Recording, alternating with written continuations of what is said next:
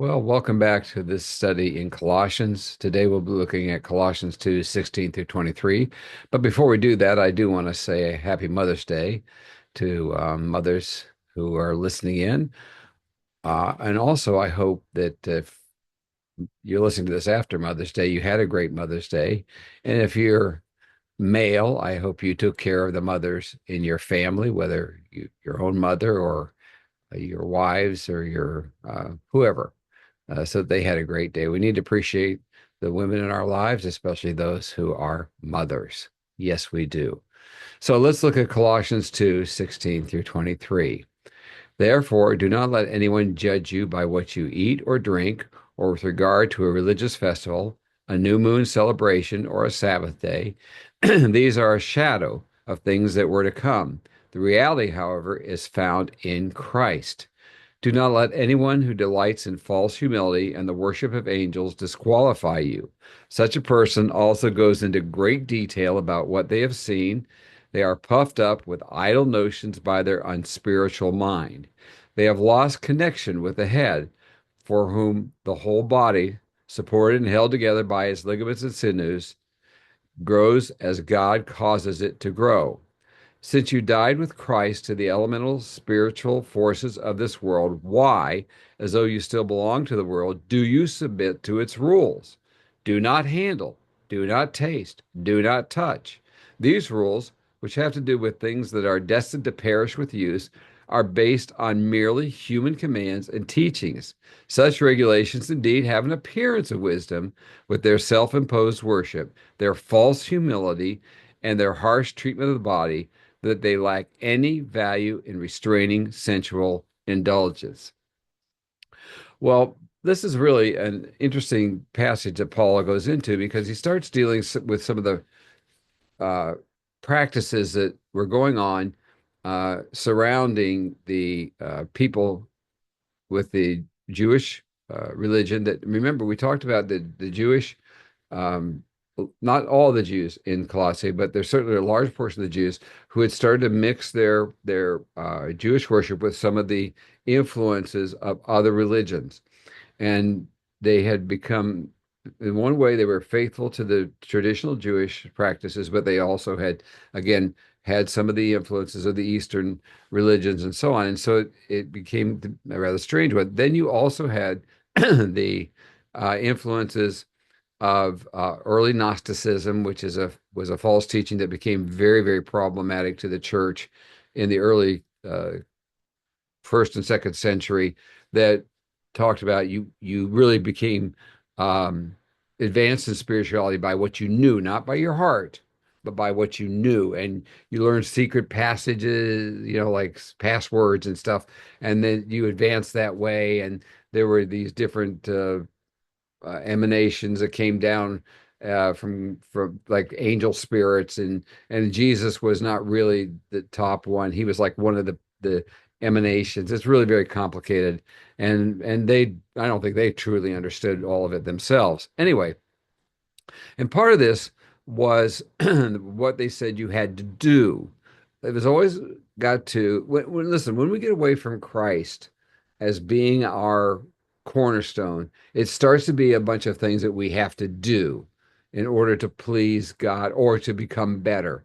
And so it gets locked into that kind of thing. Sorry. And so that's what has happened here. So he starts talking about them about sorry, the things that they eat or drink, and that's really talking about two different things. They were talking about the uh, clean or unclean meats that, of course, had to do with Judaism. They talked about you could not eat pork; that was an unclean meat, but you could eat like lamb. And then the other issue, which was a big one for the early church, was the meats offered to idols. Now, that, of course, was a real issue because some people said you could eat them because the idol was not really a god and it really didn't matter. Other people said, no, no, it was offered to an evil spirit. And some believe that something of the evil spirit went into the meat. And so that was a big controversy. Now, there are other ones were whether to worship on the Sabbath or on Sunday. And we still have this in the church today. Seventh-day Adventists obviously say that we have should be worshiping on the Sabbath. Uh, they and the controversy here was again, you had the Gentiles who really didn't have a particular day of worship, but the Jews did have the Sabbath. But even early on in the church, they said the church had started to worship on Sunday to commemorate the resurrection of Christ. That was done in the earliest days of the church. And so, and the Gentiles are saying, well, look, we're not Jewish. So why should we worship on the Sabbath? We celebrate the Lord on the Lord's day, which is Sunday. And again, and we the larger Christian church still do that. We worship on Sunday, not because we don't like Saturday as a day of worship, but because really every Sunday we worship is a celebration of Christ's resurrection. Now, there are always also the questions about whether to participate in pagan holidays. And that became a real issue as well. But you can understand this one too, because the uh, you know the families of the new believers, they still celebrate all the pagan holidays. So when there was a family gathering on a certain pagan holiday, they would invite their new Christian family members, and they say, "Come on over. We're going to celebrate this feast." So then the Christians said, "Well, can we go to that? Because we don't celebrate those gods anymore." So that was a real question. And then, but at this point, there weren't a lot of Christian holidays. Now, eventually, very early on, the church started celebrating Christmas, and they began to celebrate, of course, Easter. But in the very early days, those weren't really celebrated formally. And so these were real questions for them. And then the businesses would also, that they belonged to, would celebrate these pagan holidays and have feasts and so on. And they got to be kind of wild celebrations. And Christians said, well, can we go to those? We don't like going to those because things get out of hand very quickly and become, drunken affairs and a lot of times crazy sexual practices and so on. They said, we don't think we should be a part of these. So these were real problems for the early church. The other thing was the Jewish celebrations, the Jewish people who became Christians said, we need to keep celebrating our Jewish things like the Feast of Tabernacles and Pentecost, which was not just the day when the church was born, but it was a regular Jewish holiday. We need to keep celebrating these because these are what made us a people. They are national holidays, and they helped us to know who we were as Jewish people. But the Gentiles have said, but we're not Jewish. Do we need to continue to celebrate these? So these became flashpoints in the early church. And Paul is saying, look, you're not obligated to do any of these. You just are not. And people who say you are, you can choose to if you want to, but you don't have to. And that's he's trying to say, you have some freedom here. You're not locked down to that. Now, also, he talked about going on. He said all of these things are just a shadow. And he said they pointed to something. And like a shadow, they were temporary.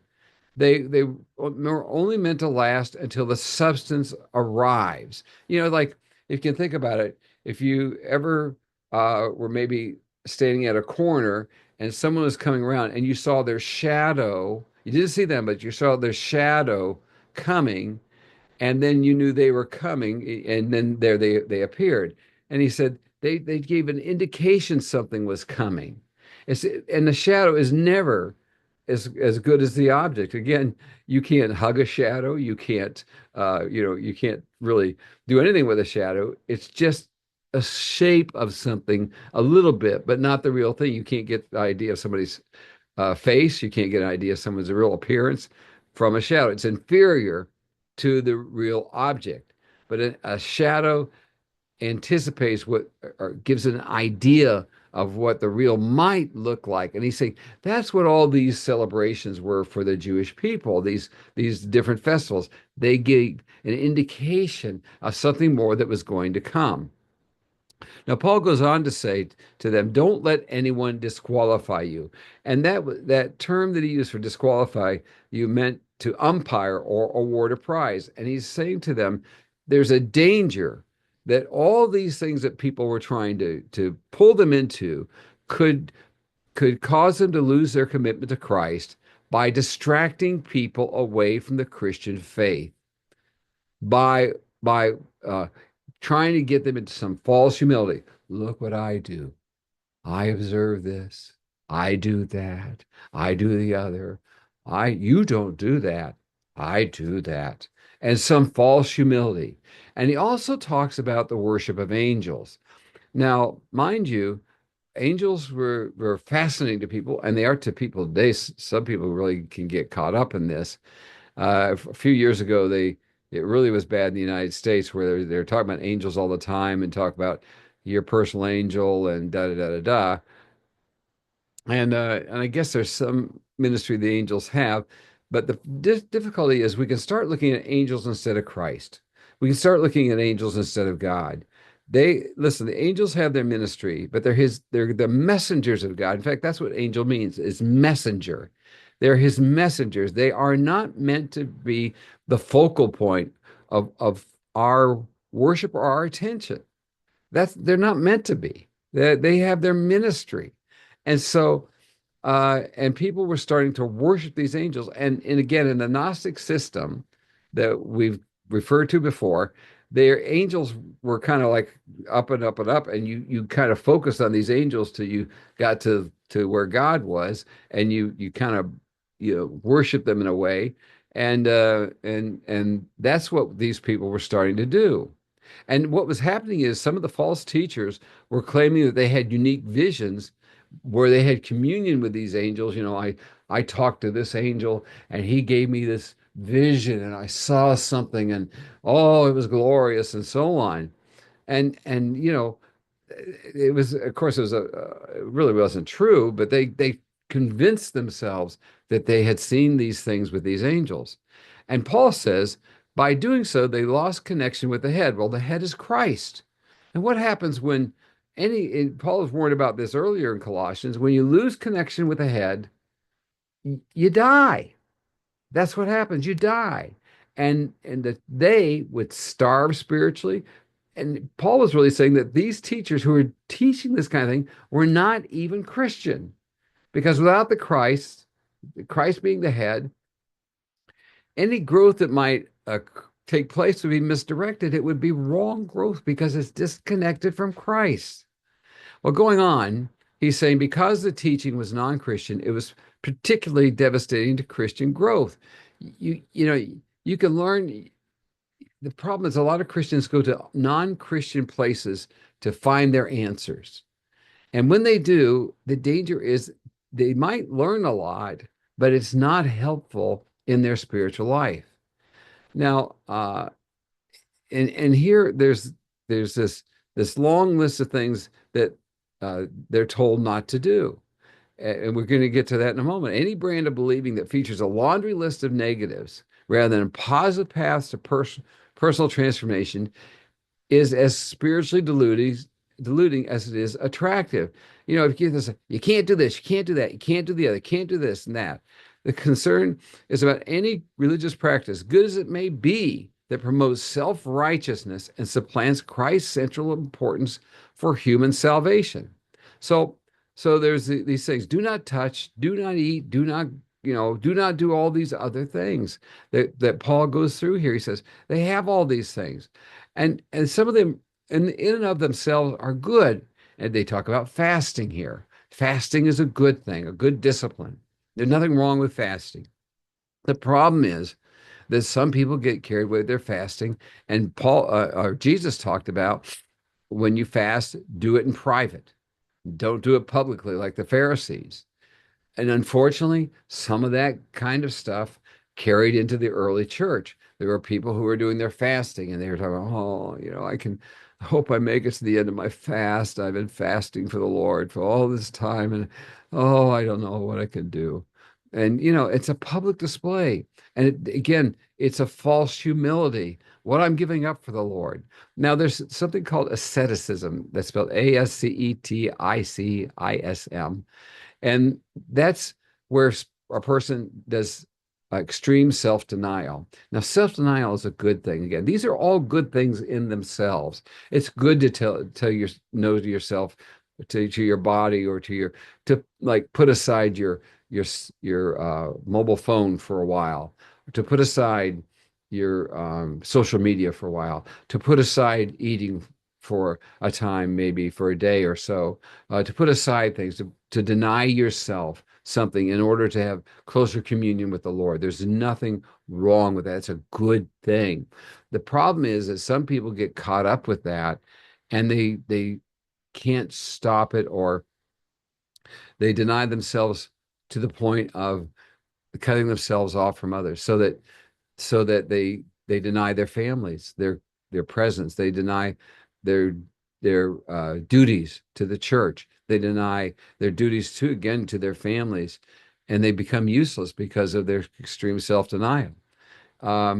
Asceticism only changes the environment, but the flesh cannot be conquered through those things. You still, in fact, this is what they found out again in the early church. There was a period of time when there were a lot of people who got into this asceticism. They'd go out and live in the desert, so they'd have no contact with people, not be tempted by the taste of fancy foods and all this. And they still found that they were tempted in the desert.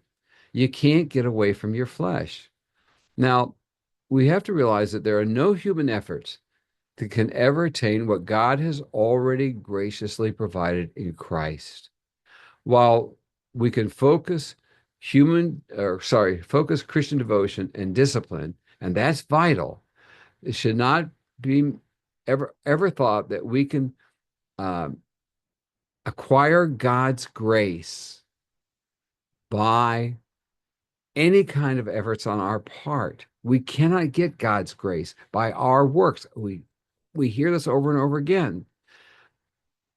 But God's grace comes to us through all means through our lives freely. Now, an outward practice is never going to bring us salvation, but it does nourish our salvation. And that's the difference. So while self-denial may not bring me salvation, my spiritual life can be nourished. I can be blessed through that. And while my good works may not bring me salvation, by doing good works, I can have a blessing from God for that. I feel blessed in my heart. So we need to understand that. It can't give me salvation, but I can be blessed in my salvation by doing what God wants me to do. And that's what Paul is trying to get these dear Colossians to understand. And that's what you need to understand and think about this week. Hope you will, and be with me again next week as we talk more about Colossians. God bless you.